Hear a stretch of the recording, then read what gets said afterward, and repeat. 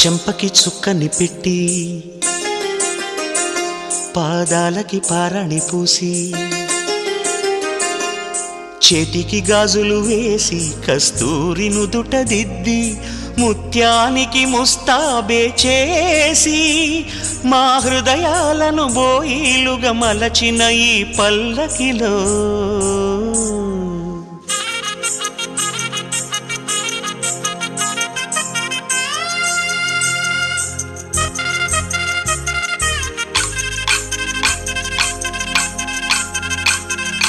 పల్లకిలో పల్లకిలో పెళ్లి కూతురు రాణిలా ఉంది, మహారాణిలా ఉంది.